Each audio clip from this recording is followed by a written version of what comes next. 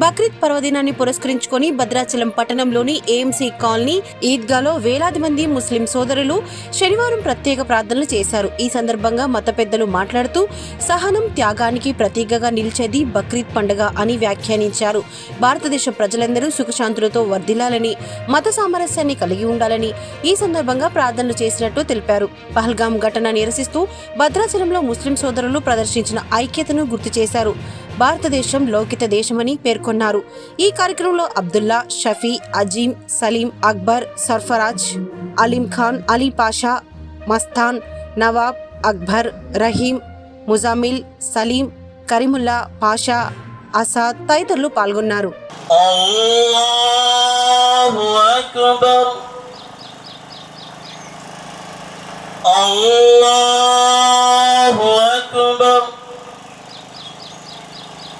అల్హమ్దులిల్లాహి రబ్బిల్ ఆలమీన్ అలైహిం వలద్దాల్లీన్. سبح اسم ربك الأعلى الذي خلق فسوى والذي قدر عليهم وَلَضَّالِّينَ. الله أكبر، الله أكبر.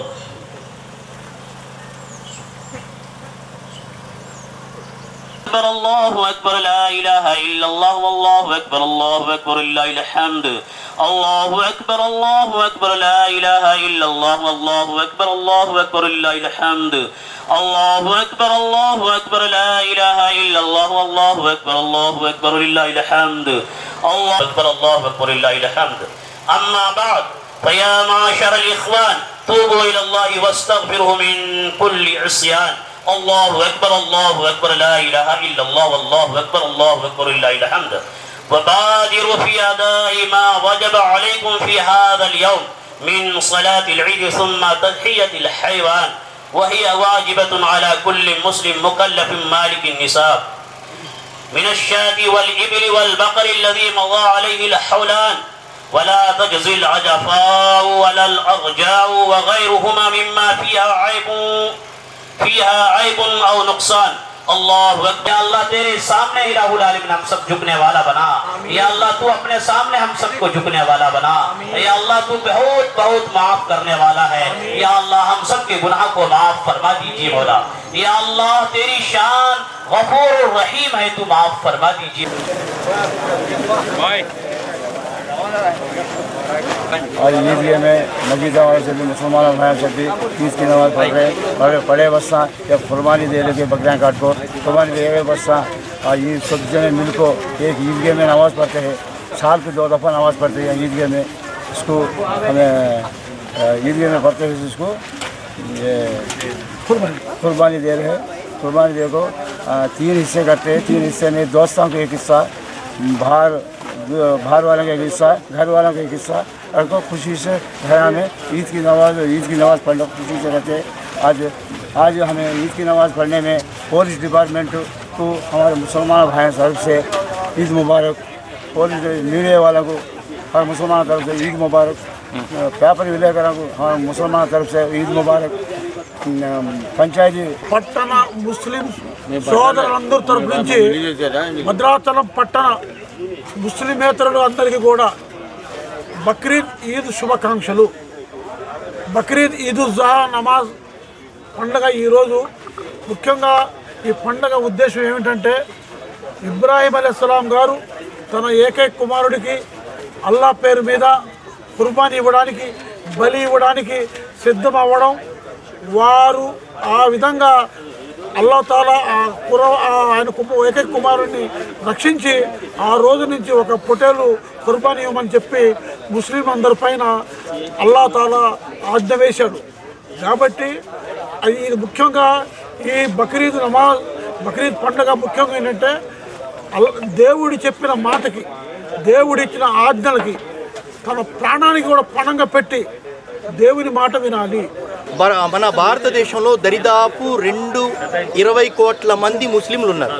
20 కోట్ల మంది ముస్లింలలో లెక్క వేస్తే 2 కోట్ల మంది బక్రీద్కి ఏం చేస్తారు అంటే జబాకి మేకలు పంచుతారు. ఆ పంచినటువంటి ఏదైతే ఉందో 2 కోట్ల మంది పంచగా లెక్క వేస్తే 20 లక్షల మంది దాన్ని భుజిస్తారు.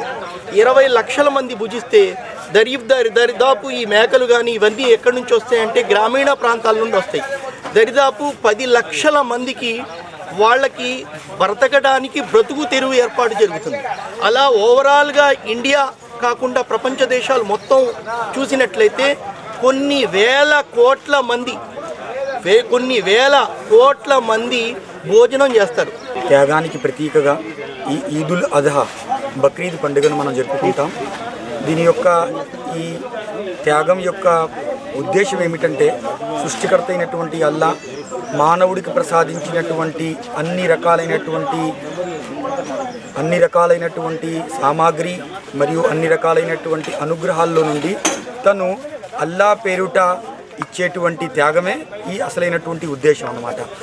ఇబ్రాహీం ప్రవక్తని తన సొంత కుమారుడు ద్వారా పరీక్షించడం జరిగింది.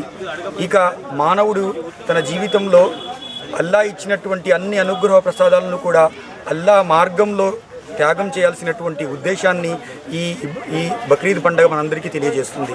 కనుక ముస్లింలందరూ కూడా ఈ ఇస్లాం యొక్క జిల్హజ్జా మాసంలో ఇబ్రాహీం అలైహిస్సలాం గారి యొక్క ఈ త్యాగానికి ప్రతీకగా తను ధర్మాన్ని రక్షించడం కోసం, ఈ ప్రపంచంలో న్యాయాన్ని నైతిక విలువలను కాపాడడం కోసం ఎల్లప్పుడూ అల్లా ఇచ్చినటువంటి ఈ బాధ్యతకు సిద్ధంగా అనేటువంటి విషయాన్ని ఈ సందర్భంగా తెలియజేసుకుంటాడు.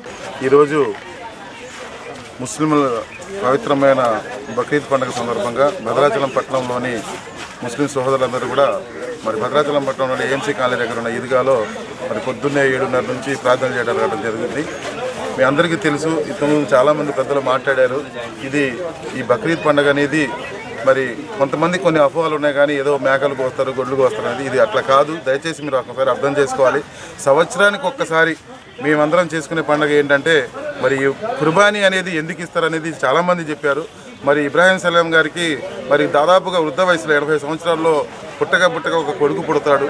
ఆయన ఈసా అలైహిస్సలాం గారు ఆయనకి దేవుడు ఏమంటాడంటే ఆయనకి అగ్ని పరీక్ష పెడతాడు. నీకు అంటే ఇది త్యాగానికి అతిగా ఎందుకు చెప్తామంటే నీకు పుట్టిన ఒక్కొక్కరికి నువ్వు కుర్బానీ చేయాలి, అంటే బలి ఇవ్వాలి అని చెప్పేసి ఆదేశిస్తాడు. అరే నేను ఇన్ని సంవత్సరాల తర్వాత నా కొడుకు పుట్టాడని ఏమాత్రం ఆలోచించాలి ఆయన. ఓకే, దేవుడు ఆదేశాన్ని అనుసరించి నేను తప్పకుండా కుర్బానీ ఇస్తానని చెప్పేసి కుర్బానీకి ఆయన సిద్ధపడతాడు, ఆయన తీసుకెళ్తాడు. ఆ టైంలో మరి కుర్బానీ ఇచ్చే టైంలో మరి ఆయనకి అట్లా పక్కకి వెళ్ళిపోయి ఒక మేకపోతు అక్కడ కుర్బానీ చేయబడుతుంది. దానికి ప్రతీకగా ముస్లిం సోదరులందరూ కూడా ప్రతి సంవత్సరం అంటే అర్హత ఉన్నోళ్ళు, స్తోమత ఉన్నోళ్ళు ప్రతి ఒక్కరు కూడా మరి కుర్బానీ ఇచ్చి అది 3 భాగాలు చేసి ఒకటి పేద ప్రజలకి, ఒకటి బంధువులకి, ఒకటి వాళ్ళు ఉంచి ఉన్నట్టు చేసుకుంటారు.